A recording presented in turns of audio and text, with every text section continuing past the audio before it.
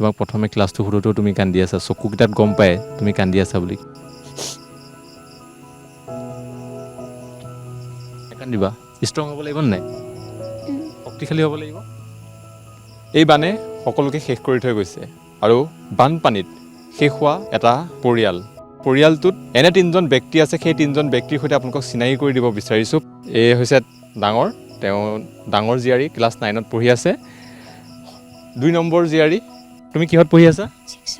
6ত। আৰু এইটো হৈছে একদম সৰু হিৰ' পঢ়ি আছে ক্লাছ 2, হয়নে নহয়? 2 হয়নে নহয়? হয়।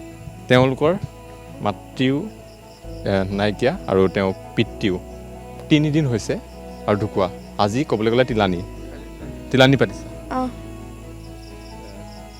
কি ক'বা, তুমি এতিয়া ডাঙৰ, ঘৰ চলাব লাগিব।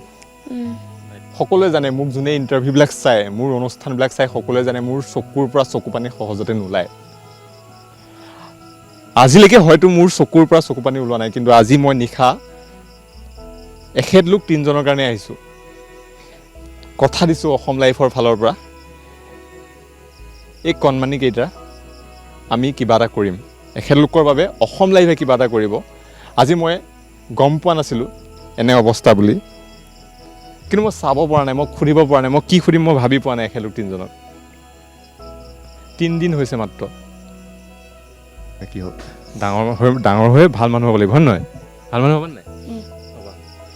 দেউতা মা নাই, দেউতা মাৰ নিচিনা মৰম কোনেও কৰিব নোৱাৰে, সেইটো সকলোৱে জানে। কিন্তু তথাপি তোমালোকৰ লগত সমগ্ৰ অসম আছে।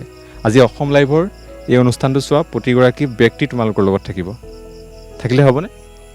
কি লাগিব তোমাক কোৱা? একো নালাগে। মা কিমান দিন হ'ল মানে? 2 বছৰ হৈছিলে। 2 বছৰ হৈছিলে। দেউতাৰ বেমাৰটো গম পোৱাইছিলা? গম নাপাইছিলা তুমি? আজি 3 দিন হ'ল ন? কি দিম, মোৰ হাতত এতিয়া একো নাছিলে, কাৰণ মই বানপানীৰ নিউজ কৰিব আহি আছিলোঁ। আৰু ইয়াতে তেওঁলোকৰ ঘৰতো বানপানী হৈছে, মই দেখুৱাইছোঁ, এয়া চাওক চাৰিওফালে বানপানী। এটা বস্তু তোমালোকৰ বাবে মই লৈ আহিছোঁ। ক'ত পঢ়া তুমি? 9ত কেন্দ্ৰীয় হাই স্কুলত। কি লাগিব তোমাক? কিবা লাগিব? নালাগে একো, থাকিবলৈ ঘৰটো ভালকৈ ঠিক ঠাক কৰি দিলে হ'ব। ঘৰটো ঠিক কৰি দিব লাগিব। তুমি এতিয়া তুমিয়ে ডাঙৰ, তুমি এটা চাব লাগিব, হয় নহয়? আপোনালোকক দেখুৱালোঁ, আপোনালোকে চাব আৰু তেওঁলোকক সহায় কৰক। আমিও যি পাৰোঁ সহায় কৰিম। তেওঁলোকে কৈছে তেওঁলোকৰ ঘৰখন বনাই দিব লাগে, আমি তেওঁলোকক ঘৰখন বনোৱাৰ বাবে চেষ্টা কৰিম। অসম লাইভে চেষ্টা কৰিব।